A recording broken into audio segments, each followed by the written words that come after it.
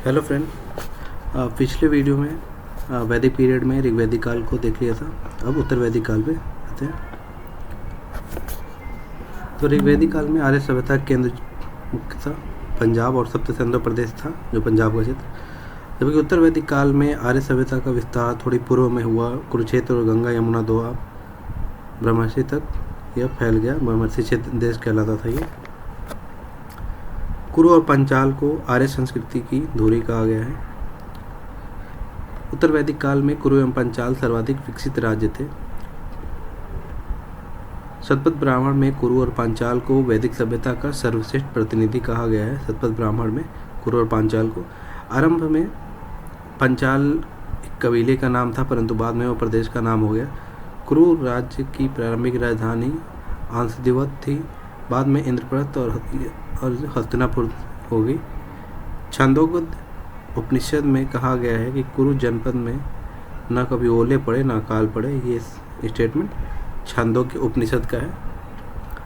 पांचाल की राजधानी काम्पिली थी और के राजा अश्वपति दावा करते हैं कि मेरे राज्य में न चोर है, न मद्यप है, न विद्वान, न व्यभिचारी।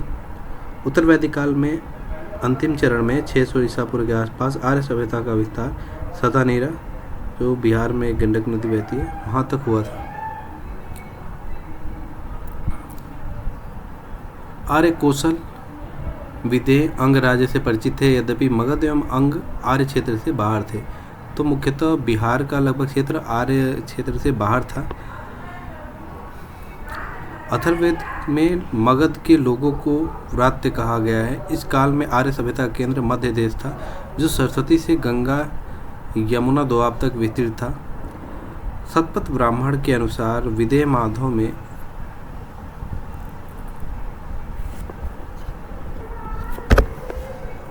अग्नि को धारण कर अपने पुरोहित गौतम राहुगण के साथ अग्नि से सब कुछ जलाता हुआ पूर्व की ओर बढ़ा, परंतु अग्नि सतानीरा को नहीं जला पाई। इसका तात्पर्य यह है कि वैदिक आर्य सतानीरा नदी तक पहुंच गए थे। उत्तर वैदिक काल में सामवेद, यजुर्वेद और अथर्ववेद तथा ब्राह्मण ग्रंथों, अरण्यकों एवं उपनिषदों की रचना हुई। उत्तर वैदिक कालीन ग्रंथों में त्रिककुट नामक एक पर्वत श्रृंखला का उल्लेख मिलता है। तो उत्तर वैदिक काल की जो राजनीतिक और प्रशासनिक व्यवस्था थी, तो इसमें प्रशासनिक इकाइयाँ ऋग्वेद कालीन छोटे कबीले जन जो थे एक दूसरे में विलीन होकर बड़े जनपद के रूप ले लिए थे, और पुरु एवं भरत मिलकर कुरु तथा तुरु और कृवि मिलकर पांचाल कहलाए। राजा ऋग्वैदिक काल में राजा कबीले का शासक होता था, जबकि उत्तर वैदिक काल में जीवन में कृषि के कारण आय अस्थायित्व के कारण कबीले बड़े जनपदों में परिवर्तित हो गए और राजा बड़े प्रदेश पर शासन करने लगा। उत्तर वैदिक काल में राजतंत्र ही शासन का आधार था, पर कहीं कहीं गणराज्यों के भी उदाहरण मिलते हैं। अथर्ववेद में विश्व द्वारा राजा के चुनाव का वर्णन मिलता है। राजा निरंकुश नहीं थे। सभा और समिति राजा पर नियंत्रण रखती थी, और इसका उल्लेख अथर्ववेद में है। समिति के अध्यक्ष को ईशान कहा जाता था। राजा का राज्याभिषेक व्याघ्र की खाल पर होता था, बाघ की खाल पे। अथर्ववेद में सभा और समिति इन दोनों का उल्लेख है, और इन्हें प्रजापति की 2 पुत्रियां कहा गया है। सभा को अथर्ववेद में नारिष्ठा भी कहा गया है। इसका शाब्दिक अर्थ है अनुल्लंघनीय। उत्तर वैदिक काल में विदत का उल्लेख नहीं है। ऋग्वैदिक काल में विदत एक संस्था थी, और इसमें उत्तर वैदिक काल में इसका उल्लेख नहीं मिलता है। तो ऐत्रेय ब्राह्मण में राजा की दैवी उत्पत्ति संबंधी विवरण मिलता है। अब राजा साधारण उपाधियों के स्थान पर राजाधिराज, सम्राट आदि उपाधियां धारण करने लगा।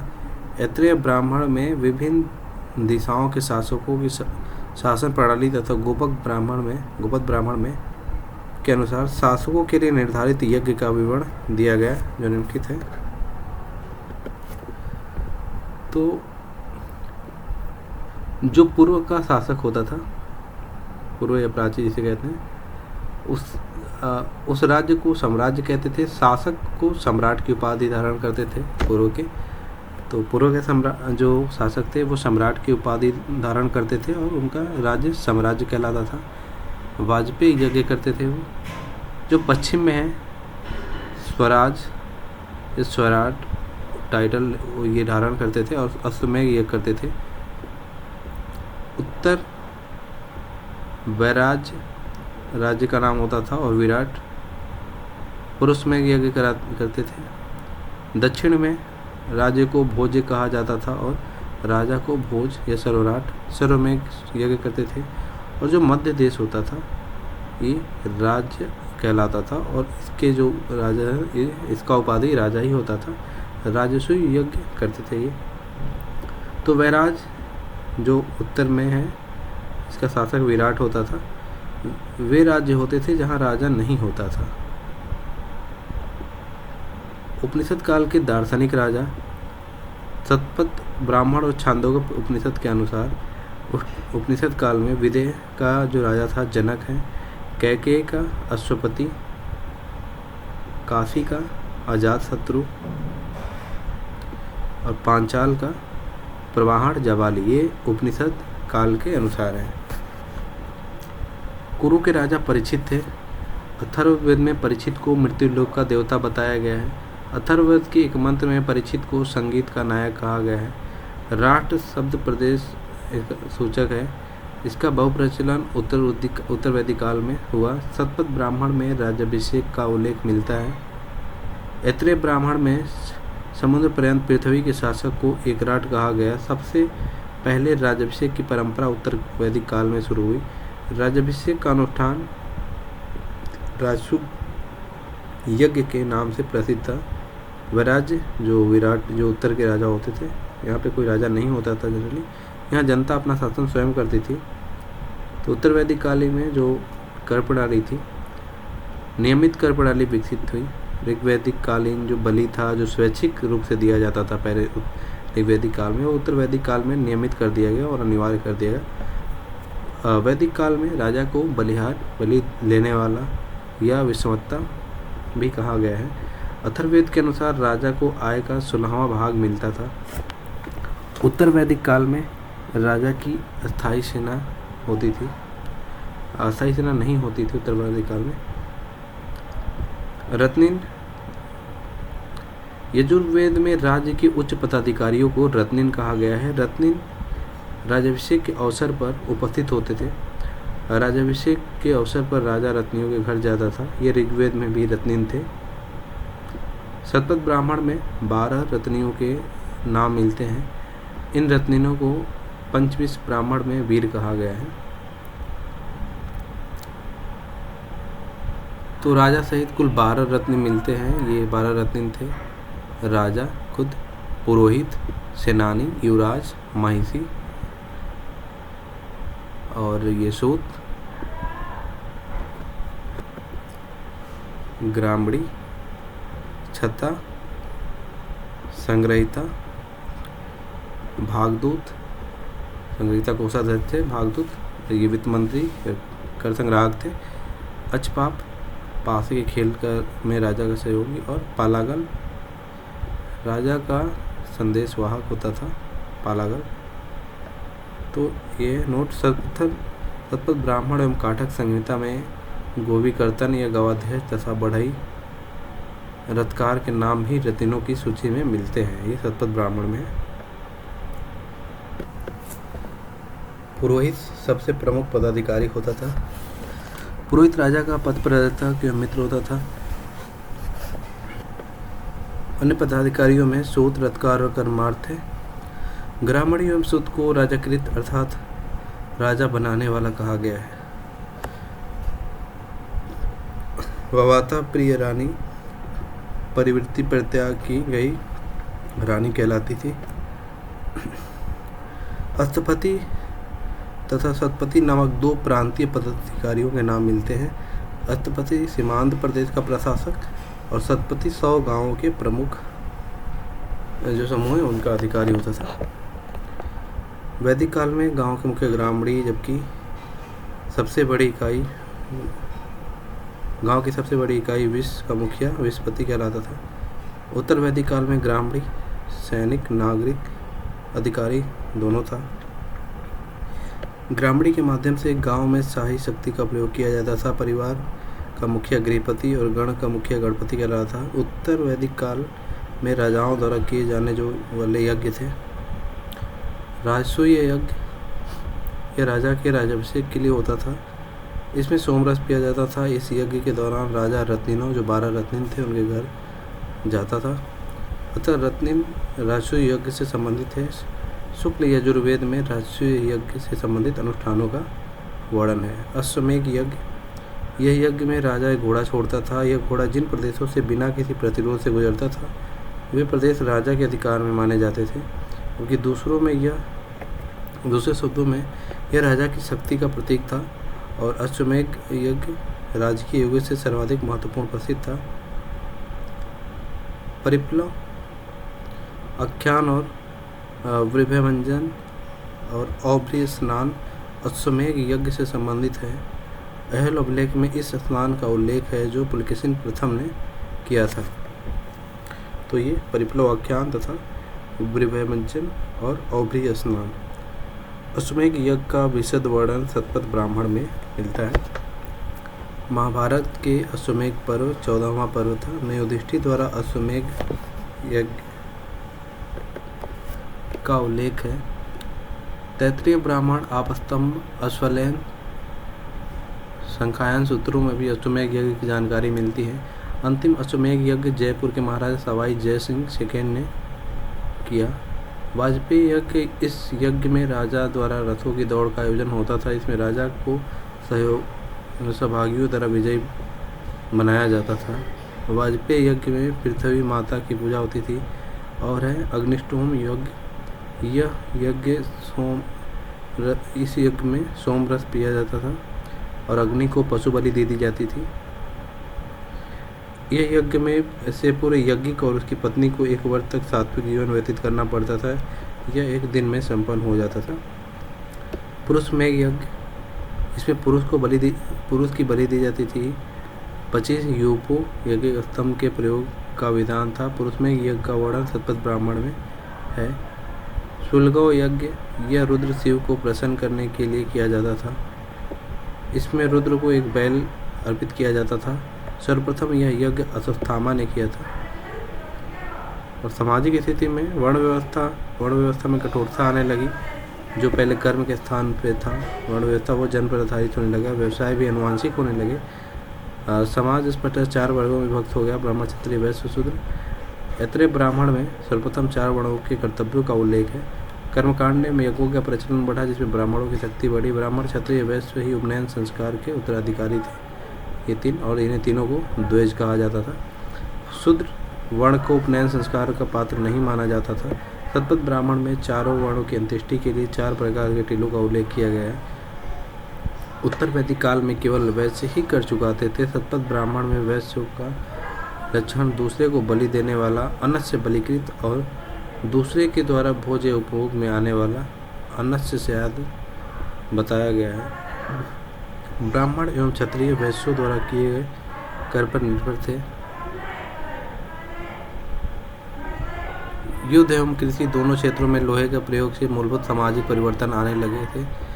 एक शस्त्रधारी एवं शक्तिशाली नए क्षत्रिय का उदय हुआ। ब्राह्मणों एवं क्षत्रियों की श्रेष्ठता के लिए प्रतिस्पर्धा थी।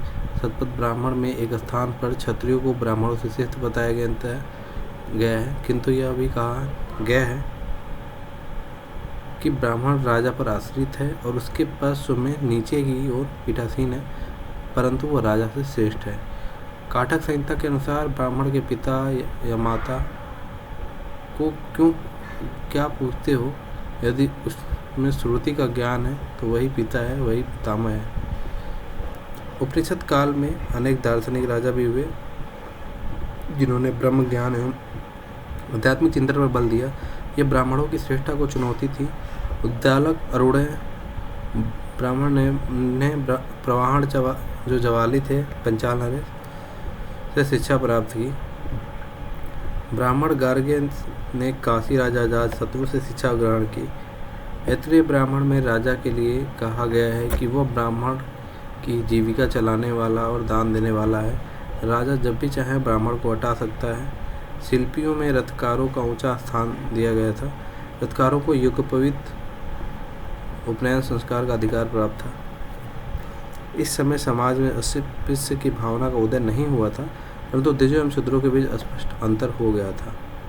शतपथ ब्राह्मण के अनुसार दास एवं शूद्र सोम यज्ञ में भाग ले सकते थे। छांदोग्य उपनिषद में दासों की संपत्ति माना गया है।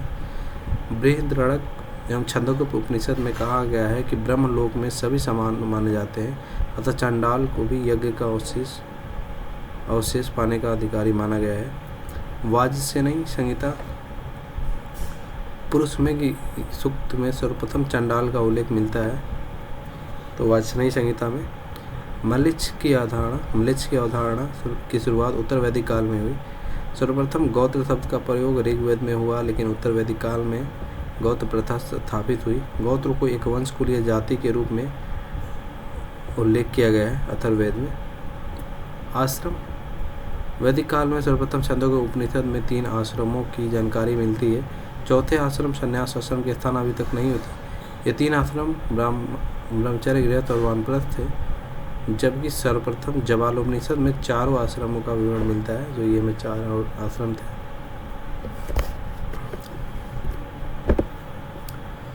स्त्रियों की दशा उत्तर वैदिक काल में स्त्रियों की दशा में गिरावट आई। उन्हें पैतृक संपत्ति के अधिकार से वंचित कर दिया गया। सभा एवं समिति में स्त्रियों का प्रवेश वर्जित हो गया।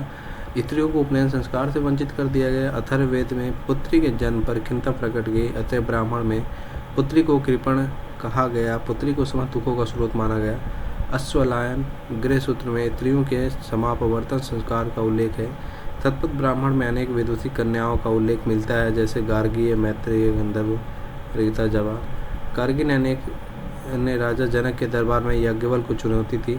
अथर्ववेद के अनुसार पत्नी घर की स्वामिनी होती है और पति के साथ यज्ञ में सम्मिलित होती थी। अथर्ववेद में कन्याओं के लिए ब्रह्मचर्य आश्रम के पालन का स्पष्ट उल्लेख है। शतपथ ब्राह्मण में स्पष्ट कहा गया है कि स्त्रियों को यज्ञ करने एवं वैदिक ग्रंथ पढ़ने का अधिकार था। भगवद गीता में स्त्रियों को शूद्र के समकक्ष माना गया है। तैत्तिरीय ब्राह्मण का कथन है कि ब्राह्मण को वसंत में, क्षत्रिय को ग्रीष्म में, वैश्य को शीत ऋतु में तथा रत्कार को वर्षा काल में अग्निहोत्र करना चाहिए। तैत्तिरीय संहिता में दधिस्य शब्द का प्रयोग आया है, जिसका अर्थ है विधवा का पुत्र। तैत्तिरीय संहिता में विधवा विवाह का उल्लेख मिलता है। विधवा पुनर्विवाह प्रचलित थी। मैत्रेयी संहिता में स्त्री को पाशा एवं सुरा के साथ 3 प्रमुख विराइयों में गिना गया है। मैत्रेयी संहिता में मनु की 10 पत्नियों का उल्लेख मिलता है। ऋग्वेद काल की विवाह उम्र 16 से 17 वर्ष थी। ऋग्वेद में सती प्रथा का उल्लेख है, जबकि अथर्ववेद में सती प्रथा का उल्लेख है, जबकि ऋग्वेद में सती प्रथा का उल्लेख सिर्फ प्रतीकात्मक प्रथा के रूप में थी। समय पर समूह एकत्रित होकर खेलकूद मनोरंजन करते थे। इस प्रकार का उत्सव समज्जा कहलाता था। गृहस्थारों द्वारा किए जाने वाले 5 महायज्ञ थे। ब्रह्म यज्ञ, ऋषि यज्ञ, अध्ययन अध्यापन द्वारा ब्रह्म के प्रति कृतज्ञता के लिए, और देव यज्ञ, हवन द्वारा देवताओं की पूजा अर्चना होती थी। पितृयज्ञ में पितरों का जल एवं भोजन द्वारा तर्पण होता था। मनुष्य यज्ञ, अतिथि संस्कार इसमें होता था।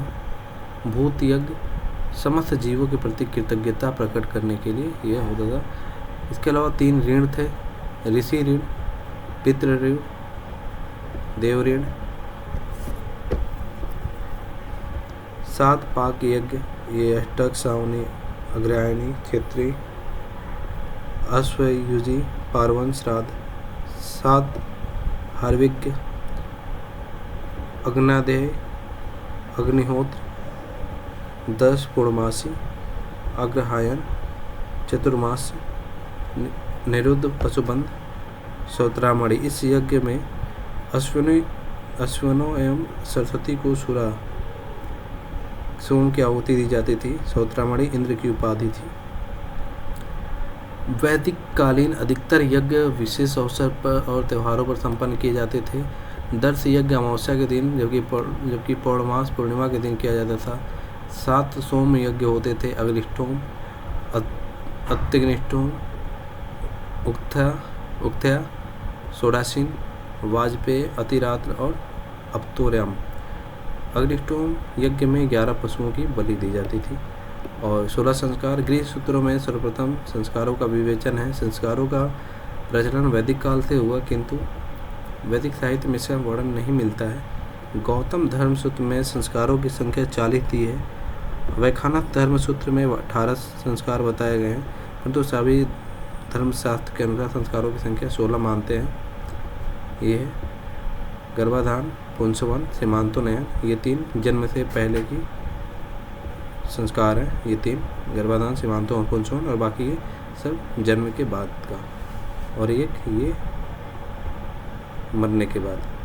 जातकर्म, नामकरण, निष्क्रमण, अन्नप्राशन, चूड़ाकरण, कर्णवेद, विद्या प्रारंभ, उपनयन, वेदारंभ के साथ समापवर्तन, विवाह, उसके बाद अंत्येष्टि। उपनयन संस्कार केवल द्विजों के लिए था, जिसमें ब्राह्मण, क्षत्रिय, वैश्य आते थे। इसमें यज्ञोपवीत धारण किया जाता था। 4 आश्रम जो थे, ब्रह्मचर्य आश्रम, गृहस्थ आश्रम, वानप्रस्थ आश्रम और संन्यास आश्रम। 4 पुरुषार्थ, धर्म, अर्थ, काम, मोक्ष। विवाह केवल अश्वलायन गृह सूत्र में 8 प्रकार के विवाहों का उल्लेख है। स्मृतियों धर्मशास्त्रों में उल्लेखित 8 प्रकार के विवाह। ब्रह्म विवाह, जो आज के समय भी होता है नॉर्मली। इसमें लड़की का पिता वेदज्ञ शीलवान वर्ग को उठता है। इसमें वती विवाह को सर्वोत्तम माना गया है। ये समान जाति वर्ण में होता था। देव विवाह, इसमें यज्ञ करने वाले पुरोहित के साथ कन्या का विवाह किया जाता था। आर्ष विवाह, इसमें वर द्वारा कन्या के पिता को कन्या के बदले एक जोड़ी बैल या गाय भेंट की जाती थी, वर द्वारा। और प्रजापत्य विवाह, इसमें कन्या का पिता वर को बिना दहेज कन्या को प्रदान करता था। वर वधू धर्म का आचरण करते हुए विवाह करते थे। तो ये 4 विवाह थोड़ी सम्मानीय थे, बाकी ये 4 लास्ट के इसको निम्न दृष्टि से देखा जाता था। आसुर विवाह, इसमें कन्या का पिता धन वधू शुल्क लेकर कन्या को बेच देता था। इसे शौल्क विवाह भी कहा गया है। गंधर्व विवाह, यह प्रणय विवाह, जिसे प्रेम विवाह भी कहते हैं आज के टाइम का। राक्षस विवाह, यह बलपूर्वक कन्या का अपहरण करके विवाह किया जाता था। महाभारत में इसे छत्र धर्म कहा जाता था। इसे छात्र विवाह, ये क्षत्रियों के स्पेशली उनके लिए एक बुराई नहीं थी, उनके छत्र धर्म के लिए सम्मान की बात थी। और 50 विवाह, ये सबसे निम्न कोटि का था। इसमें छल द्वारा कन्या के शरीर पर अधिकार किया जाता था। प्रथम 4 विवाह को धर्मानुकूल माना गया है। कुछ शास्त्रकार गंधर्व विवाह यानी लव मैरिज जो होते हैं उनको भी मान्यता देते हैं। विवाहों में ब्रह्म विवाह सबसे आदर्श है। आधुनिक समय में भी इसका प्रचलन है। आर्थिक जीवन,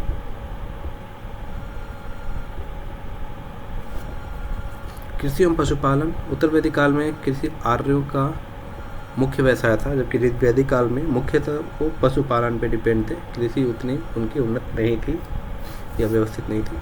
काठक संहिता में 24 बैलों द्वारा खींचे जाने हलों का उल्लेख मिलता है। ये काठक संहिता में हल को लांगल कहा जाता था। शतपथ ब्राह्मण एवं कृषि की चारों क्रियाओं जुताई, बुआई, कटाई तथा मड़ाई का उल्लेख हुआ है। ऋग्वैदिक ऋचाओं में लोग अभी पशुधन की वृद्धि का कामना करते थे, क्योंकि पशु ही चल संपत्ति का मुख्य आधार था। इस काल में जो प्रमुख फसल थे, जौ के स्थान पर गेहूं और धान हो गया। चावल का उल्लेख यजुर्वेद में ब्रीही के नाम से हुआ। ऋग्वेद में इसका उल्लेख नहीं है चावल का, और ऋग्वेद का जो मुख्य फसल है वो जौ है। वैदिक आर्यों में चावल से प्रथम परिचय गंगा घाटी के दोआब में 1000 ईसा पूर्व से 800 ईसा पूर्व के आसपास हुआ। अथर्ववेद के अनुसार सर्वप्रथम पृथ्वीवन्य ने हल और कृषि को जन्म दिया। अथर्ववेद में पृथ्वीवन्यों को कृषि का पहला अनुसंधानकर्ता माना है। तैत्तिरीय उपनिषद में अन्न को ब्रह्म तथा यजुर्वेद में हल को सिर कहा गया है। इस काल में भूमि पर व्यक्तिगत अधिकार की भावना मजबूत हुई। अथर्ववेद में पशुओं की जो प्राकृतिक खाद को मूल्यवान बताया गया है। खेती को हानि से बचाने के लिए जीव जंतु का उल्लेख है। अथर्ववेद में पहली बार नहरों का उल्लेख हुआ है। अथर्ववेद में सर्वप्रथम गन्ने का वर्णन है। चावल को ब्रीही एवं तंदुल कहा जाता था। धान के लिए साली, गेहूं के लिए गोधुम, गन्ने के लिए इच्छु, ये शब्द प्रयोग में लिए जाते थे। भूमिदान का सर्वप्रथम उल्लेख उत्तर वैदिक कालीन ग्रंथों में मिलता है। वने अपने आप उत्पन्न किष्ट मेहनत से उत्पन्न उपज को कहा जाता था। उत्तर वैदिक काल में तांबे के अलावा लोहे का व्यापक प्रयोग शुरू हुआ था। लोहे को श्याम अयस्क कहा जाता था। लोहे के प्रयोग में आर्थिक व्यक्ति ने क्रांतिकारी परिवर्तन ला दिया। लोहे द्वारा वनों को साफ कर कृषियों की भूमि बढ़ाने से और लोहे के फाल द्वारा गहराई तक हल चलाने में मदद मिली। इससे कृषि उपज बढ़ी। उद्योगों में व्यापार, शिल्प के व्यापार में भी उत्तर वैदिक काल में विकास हुआ। पुरुष मेघ सूक्त में अनेक शिल्प उद्योगों का वर्णन है। व्यापारिक सृष्टि के प्रधान को सृष्टि कहा जाता था। सृष्टि श्रेणी का उल्लेख ऐत्रेय ब्राह्मण में है। शतपथ ब्राह्मण में वैश्य को अनश्य बलिकृत कहा गया है। शतपथ ब्राह्मण में महाजनी प्रथा का पहली बार उल्लेख मिलता है। सुदखेर जो सुदखोर उनको कुशीदिन कहा गया है। तैत्तिरीय संहिता में ऋण के लिए कुशीद शब्द मिलता है। ऋण के लिए कुशीद और जो ऋण देते थे उन्हें कुशीदिन कहा गया है। इस काल में आर्य लोहे एवं तांबे के अतिरिक्त सोना, चांदी, टीन, शीशा आदि धातुओं से परिचित थे। अथर्ववेद में चांदी का उल्लेख मिलता है। उत्तर वैदिक काल में निष्क, शतमान, पाद, किशन आदि माप की इकाइयाँ थीं। एक निष्क का वजन 320 रत्ती था। एक किशन का वजन 1 रत्ती यानी 1.8 ग्राम था।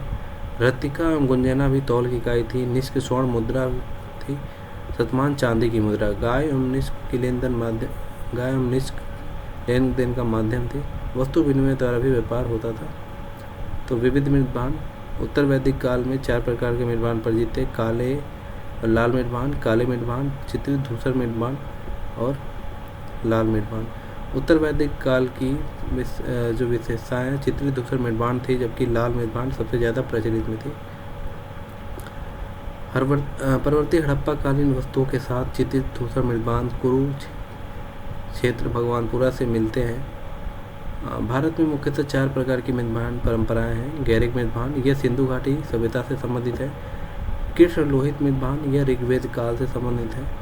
चित्रित धूसर मृदभान, यह उत्तर वैदिक कालीन यानी कि लौ कालीन सभ्यता से है।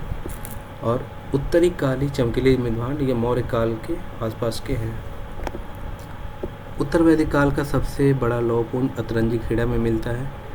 उत्तर वैदिक काल भारत की प्राचीनतम लौह युगीन बस्तियां वैदिक कालीन चित्रित धूसर मृदभान से संबंध है। वैदिक ग्रंथों में उल्लिखित नील, लोहित, कृष्ण एवं लाल मांड है। चित्रित धूसर मृदभान की संस्कृति की उत्तर वैदिक कालीन संस्कृति से समानता का आधार दोनों की भौतिक संस्कृति, भौगोलिक विस्तार एवं कालक्रम अवधि में समानता है। धार्मिक जीवन, वैदिक धर्मानुष्ठानों एवं कर्मकांडों में वृद्धि हुई। यज्ञ में अधिक पुरोहितों की आवश्यकता होने लगी। वैदिक देवता इंद्र एवं अग्नि का महत्व कम हो गया। प्रजापति ब्रह्म सृष्टि की निर्माता के रूप में सर्वोच्च स्थान मिला। प्रजापति ने हिरण्यगर्भ एवं विश्वकर्मा दोनों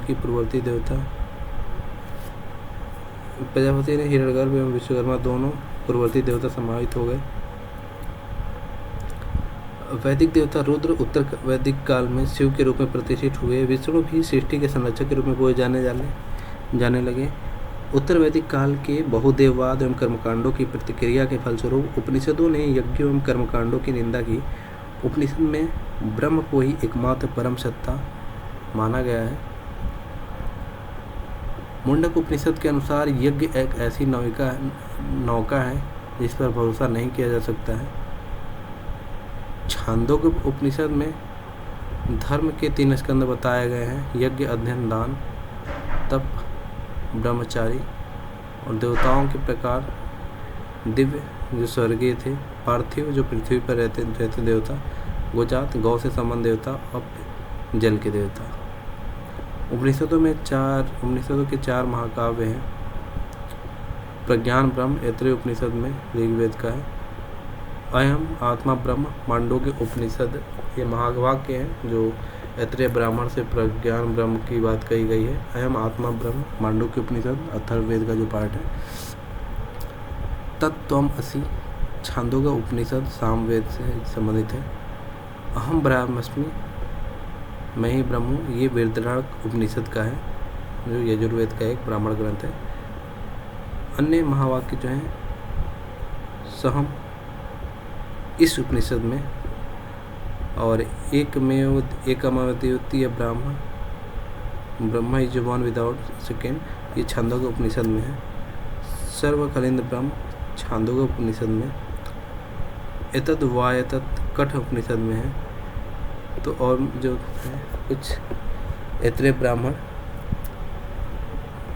ब्राह्मण में सर्वप्रथम चारों वर्णों का कर्तव्य का मिलता है वर्णन। सुनासेप की कथा ऋग्वेद में ऐत्रेय ब्राह्मण में है। सुनासेप को उसका पिता 100 गायों के बदले यज्ञ में बलि देने के लिए राजा हरिश्चंद्र को बेच देता है। अंत में सुनासेप को विश्वामित्र ऋषि गोद ले लेते हैं। तो ऐत्रेय ब्राह्मण में इस कथा मिलता है। ऐत्रेय ब्राह्मण में पुत्र को संसार सागर पार कराने वाली नौका कहा गया है। अब आता है शतपथ ब्राह्मण। शतपथ ब्राह्मण के अनुसार राजा को प्रजा का अनुमोदन होना चाहिए। शतपथ ब्राह्मण में कुलाल चक्र यानी कुमार का चाक का उल्लेख है। अंबिका का रुद्र की बहन के रूप में उल्लेख तैत्तिरीय ब्राह्मण में एवं शतपथ ब्राह्मण में हुआ है। शतपथ ब्राह्मण में रेवा जो नर्मदा एवं सदान या गंडक नदी है तक आर्य सभ्यता के विस्तार का उल्लेख मिलता है। और सबसे महत्वपूर्ण ये जो जल प्लावन की जो कथा है ये शतपथ ब्राह्मण में है। बृहदारण्यक उपनिषद इसमें सबसे महत्वपूर्ण है गार्गी याज्ञवल्क्य संवाद हैं। याज्ञवल्क्य और मैत्रेय संवाद इन सब का उल्लेख ही बृहदारण्यक उपनिषद में मिलता है। बृहदारण्यक उपनिषद सबसे बड़ा उपनिषद है, नाम से ही लग रहा है बृहदारण्यक। इसके प्रधान प्रवक्ता महर्षि याज्ञवल्क्य हैं जो अरोड़ी उद्दालक के शिष्य थे। पुनर्जन्म का सिद्धांत सर्वप्रथम शतपथ ब्राह्मण में एवं बृहदारण्यक उपनिषद में मिलता है। छांदोग्य उपनिषद में इसे इतिहास पुराण को पंचम वेद कहा गया है। आरोड़ी उद्दक और श्वेत केतु के मध्य संवाद ब्रह्म महात्मा के विंता विषय छांदोग्य उपनिषद में मिलता है। इसमें श्वेत केतु की अज्ञान से आत्मज्ञान तक की यात्रा दी गई है। तत्त्वम असि भी छांदोग्य उपनिषद के निष्कर्ष के रूप में श्वेत केतु कहता है। उद्दालक कुरु पंचाल के निवासी थे। छांदोग्य उपनिषद में वर्णित कथा के अनुसार श्वेत केतु उद्दालक ऋषि का पुत्र और अरोड़ उपनिषद गौतम का पौत्र था। छांदोग्य उपनिषद के अतिरिक्त बृहदारण्यक उपनिषद में और कौसती के उपनिषद में भी श्वेत केतु की कहानी का जिक्र है। श्वेत केतु ने महाभारत में महिला के लिए एक पति प्रथा शुरू की, एक पति प्रथा।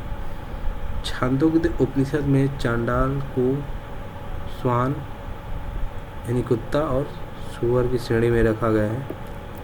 सत्यकाम जबाल की कहानी ये भी छांदोग्य उपनिषद में है, 4थे अध्याय में। इसमें सत्यकाम एवं हरिवर्त गौतम ऋषि के बीच संवाद है। सत्यकाम जबाल की कहानी में एक कुंवारी माँ की कहानी है जो अपने बेटे को उसके पिता का नाम बताने से यह कहते हुए मना कर देती है कि उसने बहुत से पुरुषों की सेवा की है, उसे नहीं पता कि वह किसका बेटा है। तो ये सत्यकाम जबाल जो प्रमुख कहानी है ये छांदोग्य उपनिषद में है। इस पर मूवी बनी हुई है सत्यकाम, ऋषिकेश मुखर्जी के निर्देशन में सत्यकाम 1969 में बेहतर।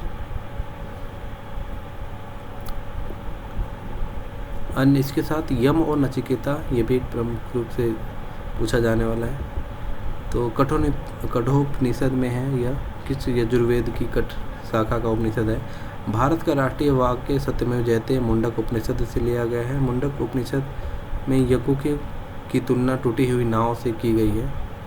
तैत्तिरीय ब्राह्मण के अनुसार ब्राह्मण सूत का, क्षत्रिय सन का और वैश्य ऊन का यज्ञोपवीत धारण करते थे। वैश्य शब्द का सर्वप्रथम प्रयोग वाजसेयी संहिता में मिलता है। उमा शब्द का उल्लेख केन उपनिषद में मिलता है। अथर्ववेद का पृथ्वी सूक्त में वैदिक राष्ट्रीय गीत है। लोपामुद्रा अगस्त्य ऋषि की पत्नी थी। लोपामुद्रा ने कई वैदिक ऋचाओं की रचना की। लोपामुद्रा क्षत्रिय थी।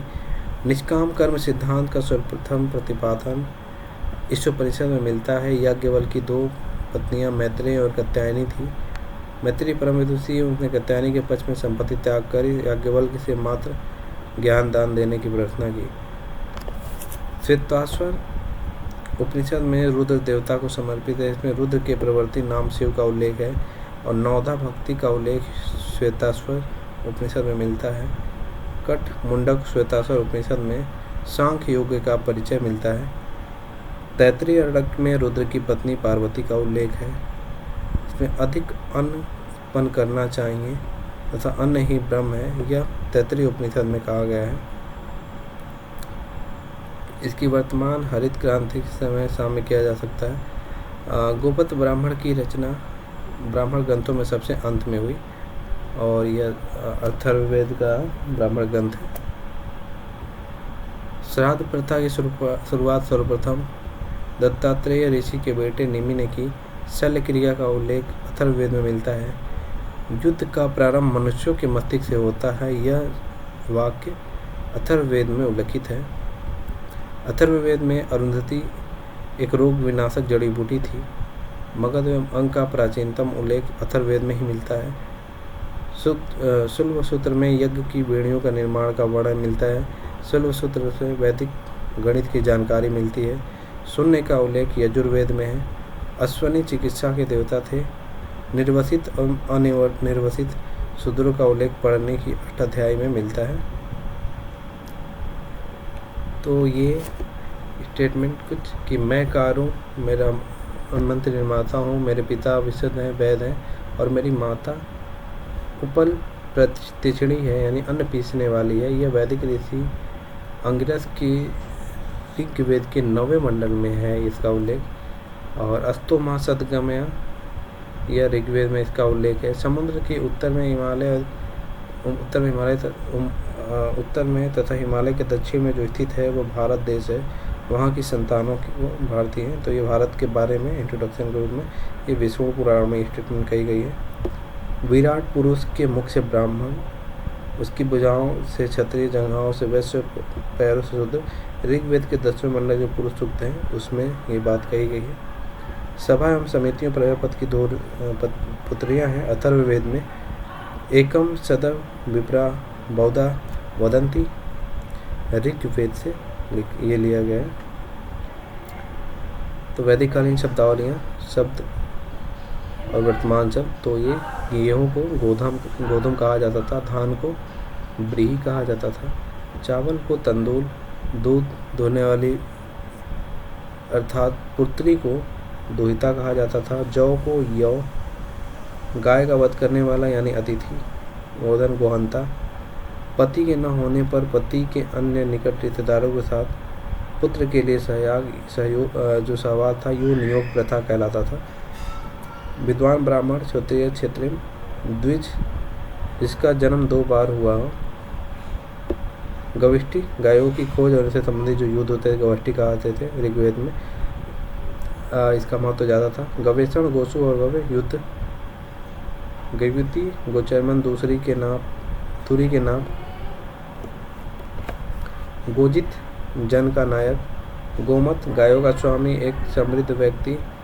गोपति इंद्र की उपाधि। वाज्रपति चरागाह का अधिकारी, गांव का प्रधान। जन या विष वैदिक कालीन कबीले होते थे। नृप चचेरे भाई बहन भतीजे। बलि राजा को स्वेच्छा से दी गई भेंट। राष्ट्र प्रदेश या राज्य क्षेत्र वैदिक युग में पहली बार इसका प्रयोग हुआ था।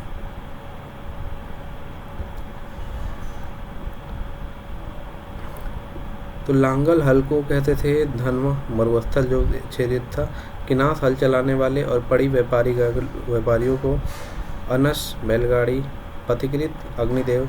भिषज वैद। गृहपति परिवार के वैध व्यक्ति को।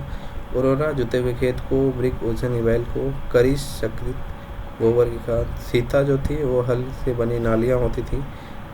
स्पेशली ऋग्वेद ये वैदिक पीरियड बाद है। उर्दर अनाज मापने वाले यंत्र। पुरजन्य बादल। मोजवंत पर्वत हिंदुकुश पर्वत। तसर चरखा या हथकरघा होता था। पर पूर्वचरिष्णु दुर्गों को गिराने वाला यंत्र होता था ये वैदिक काल में। स्थवी अनाज का कोठार। कुल्या नहर को कहते थे।